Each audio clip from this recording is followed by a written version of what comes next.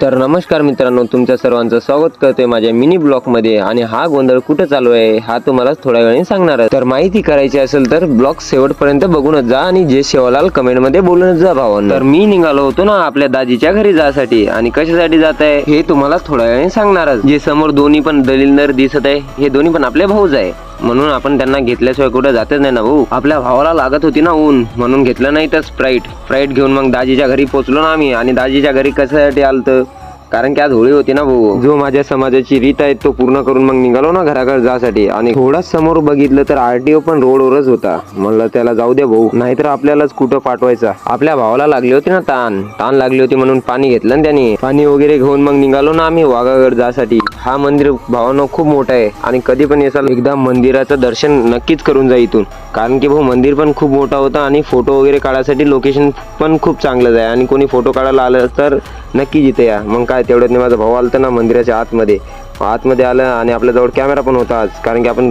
फोटोशूटला पण आलतो इथं। मग फोटो काढून मग निघालो ना आपण परत जासाठी मग निघालो ना आम्ही। आणि समोर थोडा बघितलं तर धरण म्हणलं दाखवूनच देऊ तुम्हाला। हा मानचा धरण आहे आणि खूप मोठा धरण आहे। मग काय इथं आम्हाला आंबे पण दिसलं होतं भाऊ, लहानसंच झाड होता पण आंबे खूप मोठे आहेत। माझा भाऊ म्हणत होता, भाऊ म्हणे तोडून घेतो म्हणे। नाही म्हणलं जाऊ दे, मंदिरासाठी आलो म्हणलं आपण दर्शन करूनच निघू, काही घेऊन जायचं नाही। मग निघालो ना भाऊ आम्ही तिथून जायसाठी घराकडे पोहोचलो ना भावा आपण घरी। म्हणलं भेटू आता नेक्स्ट मिनी ब्लॉग मध्ये।